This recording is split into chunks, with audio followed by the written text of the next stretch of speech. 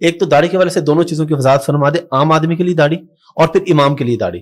اور قاری طیب صاحب رحمہ اللہ نے اپنی کتاب میں چھوٹی داڑھی کو بھی کسی حد تک گنجائش دی ہے. اس کتاب میں نے خود پڑھا ہے, یہ میرے والد صاحب نے دکھایا مجھے.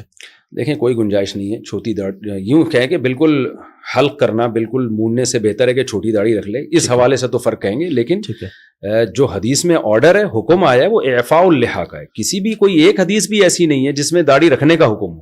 ٹھیک ہے, ہر حدیث میں اعفاء. ٹھیک ہے, اعفاء کا مطلب ہے اپنے حال پہ چھوڑ دو. ٹھیک ہے. تو اگر کوئی اہل حدیث کے قول کو لیتا ہے نا کہ ایک مٹھی تک بھی نہیں کاٹ سکتے, جی جی, اس کے پاس تو دلیل موجود ہے. بہت سے اہل حدیث ہم نے دیکھے بہت بڑی بڑی داڑیاں ہوتی ہیں, اس کی تو پھر بھی کوئی دلیل ہے. لیکن چھوٹی کرنے کی تو کوئی حدیث میں دلیل نہیں ہے. اور عشر من الفطرہ حدیث میں آتا ہے کہ فطرت میں سے نیچر ہے, نیچر کے خلاف آپ چلیں گے تو بغاوت ہے نا, یہ تو ناجائز ہے.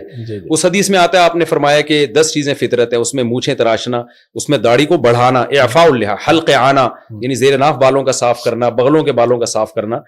تو کیا یہ ساری چیزیں سنت ہیں؟ اگر آپ چھوڑ دیں بغل کے بال, کلچر کا حصے, کلچر کی وجہ سے نبی نے حکم دیا. تو جس حدیث میں ناخن کاٹنے کا حکم ہے, آپ ناخن بڑھانا حرام ہے, آپ کی نماز نہیں ہوتی, اسی حدیث میں داڑھی بڑھانے کا بھی حکم ہے, اسی حدیث میں بغلیں صاف کرنے کا بھی حکم ہے. یہ داڑھیوں پہ آ کے یہ لوگ اٹک جاتے ہیں کہ چھوٹی کرنا جائز ہے, بغلوں پہ آگے نہیں اٹکتے.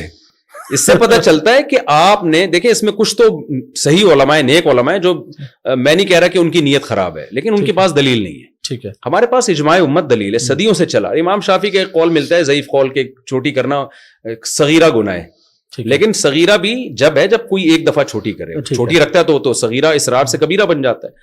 تو ایک قول ملتا ہے, لیکن تینوں ائمہ اور خود امام شافعی کا جو مفتہ بھی قول ہے فقہ شافعی میں, چاروں مذاہب میں, اور صحابہ تابعین, کوئی ایک نہیں آپ دکھا سکتے. ایسی چیز کو آپ کلچر کہہ کے ٹال دیں کہ بھی کلچر تھا, تو کلچر تو بال رکھنے کا بھی تھا, وہاں کیوں نہیں نبی نے اتنی تاکید سے حکم دیا؟ اچھا, بعض لوگ یہ کہتے ہیں کہ حدیث میں آتا ہے خالف الیہود والنصارى, یہود و نصارہ کی مخالفت کو داڑھی رکھو. تو اس پہ بھی بعض لوگ کہتے ہیں یہ یہودی اور نصارہ کی مشابہت کی وجہ سے اب تو بہت سے یہودی بھی داڑھی رکھتے ہیں.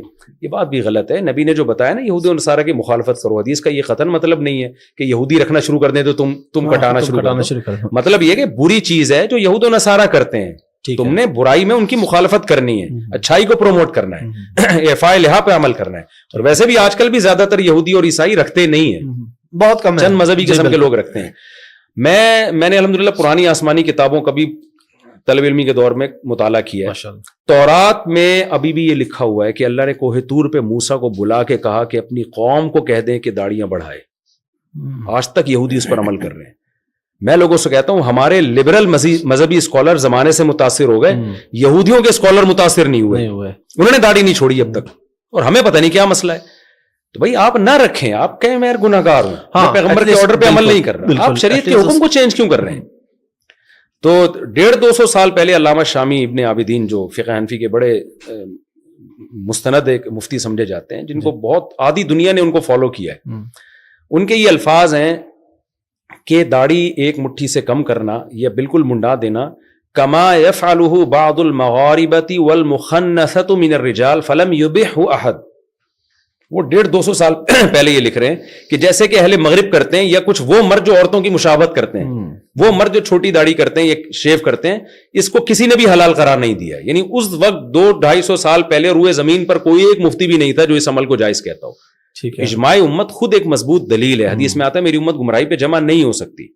تو میں نے ابن عابدین رحمہ اللہ کا قول دلیل کے طور پہ پیش نہیں کیا, میں نے ان کی نیوز کے طور پہ پیش کیا. اس وقت روئے زمین پر کوئی بھی, حدیث میں آتا ہے امت گمراہی پہ جمع نہیں ہو سکتی, تو کیسے جمع ہو گئی اتنی بڑی امت؟ تو ہم اصل میں کلچر سے متاثر ہوئے ہیں. اب بجائے کلچر کو چینج کرنے کے ہم خود چینج ہو رہے ہیں. تو اسلام کو بھائی چھوڑ دو, آپ نے نہیں رکھنی آپ نہ رکھیں. اسلام کو نہ, بہت سارے کام وہ بھی تو آپ نہیں کر رہے نا. اسلام نماز تو فرض ہے, وہ تو ارکان کا نام ہے, وہ تو اب اگر کوئی نہیں امام, یعنی اگر چھوٹی داڑھی والا, ہاں اب رہا مسئلہ امام کا, نماز تو ہر فاسق کے پیچھے بھی ہو جاتی ہے, لیکن یہ کہ امام ظاہر ہے ایسا ہونا چاہیے نا جو شریعت کو خود تو فالو کرتا ہو نا. امام کی سلیکشن میں تو یہ چیز دیکھی جائے گی کہ وہ شریعت کو فالو کر رہا ہے کہ نہیں کر رہا. ٹھیک ہے, تو اس میں تو داڑھی بھی دیکھی جائے گی, اس کے جو ہے وہ کسی علانیہ